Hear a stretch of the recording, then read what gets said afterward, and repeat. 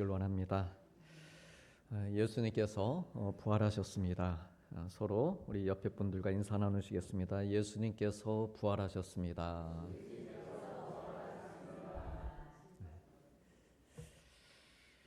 2000년 전에 일어났던 예수님의 부활은 당시 사람들에게 무엇을 알게 해주는 사건이었을까요? 또한 오늘날 우리가 예수님의 부활을 우리가 기억하고 산다는 것, 이것이 무슨 의미일까요? 오늘 본문은 우리에게 이에 대한 답을 주는 소중한 말씀입니다. 첫째로 부활신앙은 놀라움을 경험하는 신앙입니다.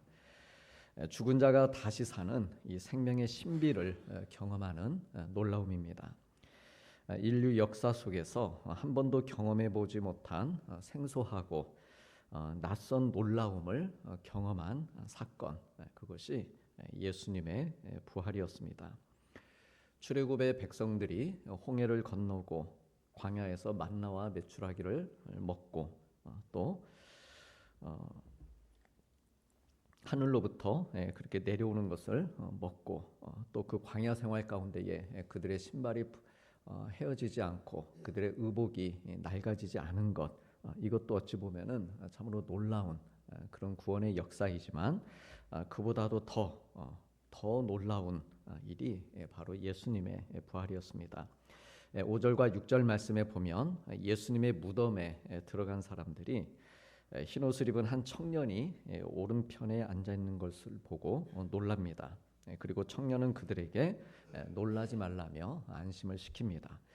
여기서 놀라지 말라라고 하는 말은 두 가지 의미가 있습니다. 하나는 무덤을 찾은 이들이 그 무덤 안의 상황이 자신들의 예상과 다른 것을 보고 놀란 것입니다. 당연히 예수님의 시신이 그 안에 있을 줄 알았는데 예수님의 시신은 없고 다른 사람이 있는 것을 보고 놀란 것입니다.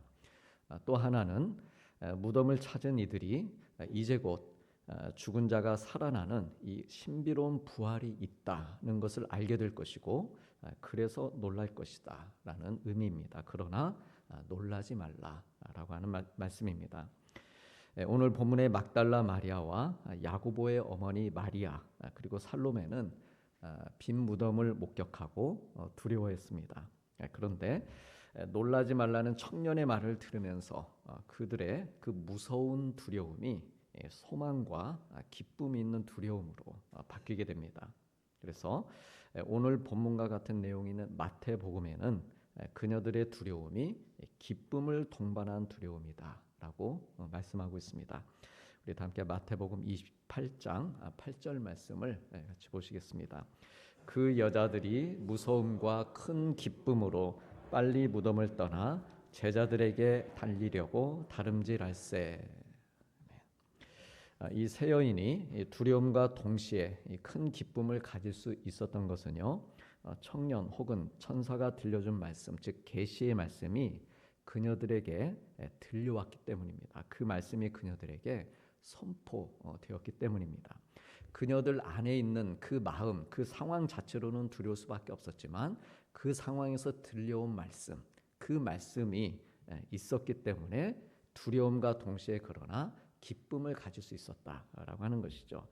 다 함께 본문 6절 말씀을 화면으로 같이 보시겠습니다. 청년이 이르되 놀라지 말라, 너희가 십자가에 못 박히신 나사렛 예수를 찾는구나. 그가 살아나셨고 계시지 아니하니라. 보라, 그를 두었던 곳이니라. 이처럼 예수님이 다시 사셨다. 그분이 죽음을 이기셨다. 그가 여기 계시지 아니하다 라고 하는 이 메시지가 청년의 입을 통해서 선포가 된 것이고, 이 선포된 말씀, 이 굿뉴스로 인해 그녀들은 놀라면서도 기뻐할 수 있었다라고 하는 것이죠. 죽음은 세상 누구에게나 특별한 의미를 지니고 있습니다. 특별히 이 죽음이 특별한 이유는 죽음은 우리에게 익숙하면서도 또한 동시에 낯선 것이기 때문입니다. 죽음은 도처에 깔려 있기 때문에 익숙합니다. 어제도 생을 마감한 사람들이 있었고 오늘 또 그리고 내일 또 하늘로 돌아가는 사람들이 있을 것입니다. 그래서 이 죽음이 익숙하게 느껴질 때가 많습니다. 그런데 또한 죽음처럼 낯선 것이 없습니다. 가깝지 않은 모르는 사람들의 부고는 안타까우면서도 일상의 한 부분으로 여겨집니다.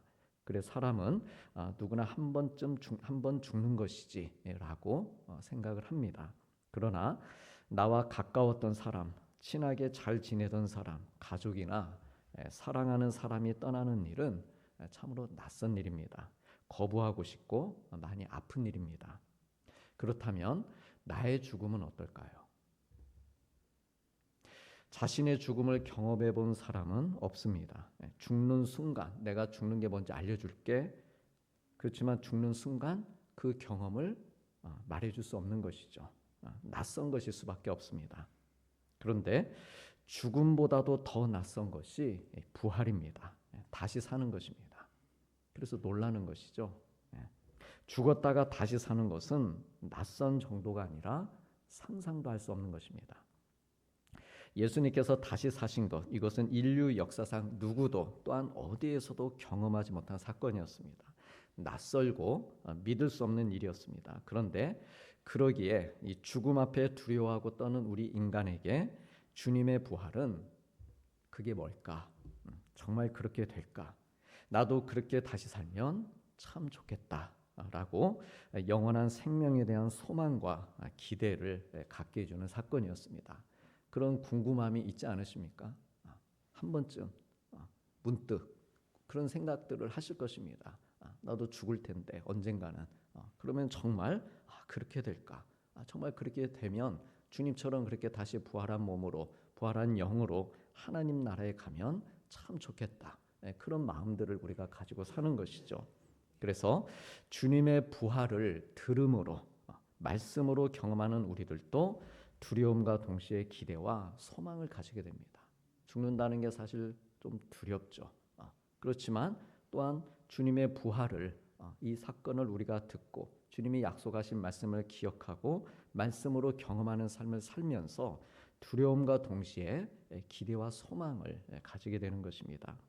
전혀 경험해보지 못한 것이기에 의심도 되고 사실 두려운 마음도 있지만 이미 주님께서 다시 살 수 있다. 그것을 보여주셨기에 부활하신 예수님을 믿음으로 우리에게도 다시 사는 길이 열려 있는 것입니다. 그러므로 이 부활절 아침에 말씀을 통해 주님이 부활하셨다라고 하는 소식을 듣고 있는 우리들에게도 이 다시 사는 것에 대한 놀라움과 기대 그리고 은혜가 가득하기를 축복합니다. 둘째로 부활 신앙은 뒤집기를 경험하는 신앙입니다. 예수님께서 십자가에 달려 돌아가신 이유는 당시 대제사장, 종교 지도자들이 예수님께서 하나님의 아들이다, 내가 하나님의 아들이다라고 말씀하시는 것을 신성모독으로 여겼기 때문입니다. 그들은 예수님을 하나님의 아들로 믿지 않았고 예수님을 비난하며 결국 십자가에 달려 죽게 했습니다. 그러나 예수님께서 부활하심으로 다시 사심으로 저들의 비난, 저들의 생각을 뒤집으신 것입니다. 예수님이 하나님의 아들이 내가 하나님의 아들이 맞다라고 하는 사실, 그러므로 죄가 없으신 분이라는 것을 증명하신 것입니다. 그래 우리는 예수님의 부활을 통해서 우리의 삶 속에서 경험하고 적용할 수 있는 뒤집기를 기대할 수 있습니다. 예컨대 대부분 사람들이 가지고 사는 인생의 기준 혹은 가치관은 뭡니까? 세상적인 성공이나 부나 명예에서 크게 벗어나지 않습니다. 하지만 이에 대해 예수님의 부활은 이러한 기준을 뒤집는 사건이었습니다. 예수님께서는 세상이 추구하는 성공의 자리가 아닌 섬김과 고난 그리고 십자가의 길을 가셨습니다. 그리고 죽음을 이기시고 부활하심으로 친히 힘과 능력과 권세의 주인이심을 보여주셨습니다. 그래 이처럼 예수님의 부활은 때로 우리가 어려움과 고난의 길을 걸어갈 때에도 그 상황을 뒤집을 수 있는 능력이 하나님께 있다는 것을 보여줍니다. 그래서 끝이라고 생각했던 절망의 상황에서도 무너지지 않는 것이고 주님의 이끄심을 바라면서 결국에는 다시 일어나는 은혜를 경험하게 됩니다. 사랑하는 성도님들, 이처럼 예수님의 부활은 세상적인 인간의 가치들과 기준을 뒤집어 놓으신, 바로 잡아주신 사건입니다. 그리고 주님의 다시 사심을 믿는 우리의 부활 신앙은 우리의 매일의 삶 속에서 뒤집기를 경험하는 신앙입니다.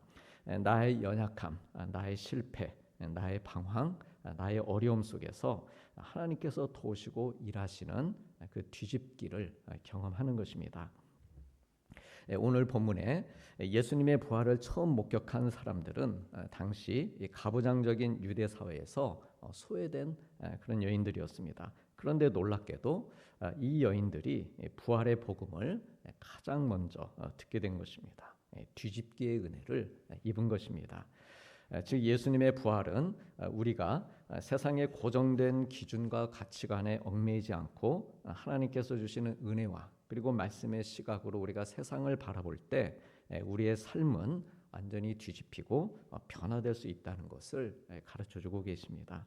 그러므로 우리는 세상의 가치관과 다르게 믿음으로 살다가 때로 겪는 어려움이 생길 때마다 다시 세상의 가치관으로 돌아가는 선택을 하기보다 그래 이거는 아니다. 믿음으로 사는 거는 불편하다, 불리하다. 그래서 다시 세상의 가치관으로 돌아가는 선택을 하기보다 그대로 믿음 위에 서서 우리 주님의 부활의 능력, 다시 살 수 있는 능력, 이 어려움 가운데서도 이기고 또한 뒤집을 수 있는 그런 우리 주님의 부활의 능력을 구할 수 있어야 됩니다. 무덤과 같이 어둡고 소망이 없어 보이는 곳일지라도 주님의 부활의 능력이 역사하실 것을 믿고 은혜의 뒤집기, 소망의 뒤집기를 기대할 수 있어야 됩니다. 우리를 도우시고 다시 일으켜 세워주시는 부활하신 주님을 만나는 우리 복된 성도님들 되시기를 소망합니다. 한편 예수님의 부활은 예수님의 십자가와는 조금 다른 점이 있습니다. 십자가는 누구에게나 열린 공개적인 사건이었습니다. 그런데 부활은 신비하게 감추어진 사건이었습니다. 부활하신 예수님이 누구에게나 다 나타나신 것은 아닙니다. 예수님을 사랑했던 사람, 기다렸던 사람들에게 나타나셨습니다. 다시 말해 예수님께서는 많은 사람들에게서 관심을 끌기 위해 주님의 능력을 드러내며 부활하신 것이 아니라는 말씀입니다. 오히려 소리 없이 조용히 이 기다림을 가진 사람들에게 나타나셨습니다. 더욱 놀라운 것은 그 첫 대상이 예수님의 제자 중에 제자라고 불리는 베드로나 야고보, 요한이 아니었다라고 하는 것입니다.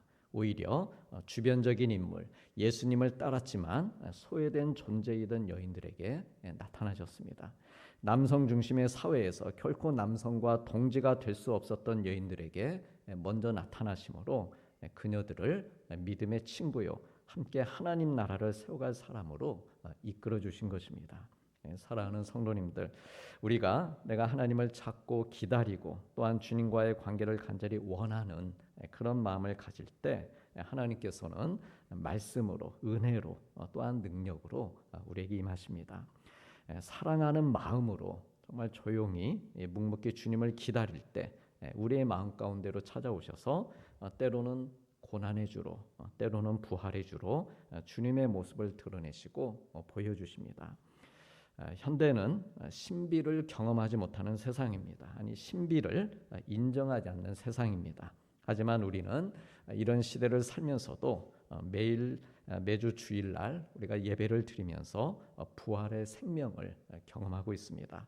내게 다가오시는 부활하신 그분 주님을 통해 우리 인생의 새 길을 매주 새롭게 그렇게 우리가 열어가고 있는 것입니다. 그러므로 부활하신 우리 주님을 무덤 속에 가둬두지 않으시길 바랍니다. 예수님을 십자가 위에만 놔두지 마시길 바랍니다. 무덤을 깨뜨리는 부활신앙으로 십자가에서 죽으시고 무덤으로 가셨다가 사흘 만에 다시 사신 우리 하나님의 아들 예수님을 만나시길 바랍니다. 무덤을 깨뜨리는 부활신앙으로 나의 연약함과 세상의 가치관들, 나아가 죽음의 두려움을 이기고 주님과 함께 믿음과 담대함으로 일어서시길 바랍니다. 생명의 주님과 함께 이 부활의 아침을 기쁨으로 맞이하고 세상을 향해 승리한 모습으로 나가는 복된 우리 믿음의 성도님들 되시기를 축복합니다. 주신 말씀 생각하시면서 잠시 기도하시겠습니다. 능력의 주님, 주님이 다시 죽음이 다시 생명으로 바뀌는 신비로운 일을 통해 놀라우신 하나님의 능력을 보며 저희의 삶도 그 놀라움으로 가득 채워 주시옵소서. 또한 신비한 부활의 생명을 일상 속에서 계속해서 경험하게 하여 주시고 예수님을 무덤 속에 가두지 않으며 주님과 함께 기쁨과 생명의 길을 열어가게 하여 주옵소서라고 2, 3분 정도 같이 기도하시겠습니다.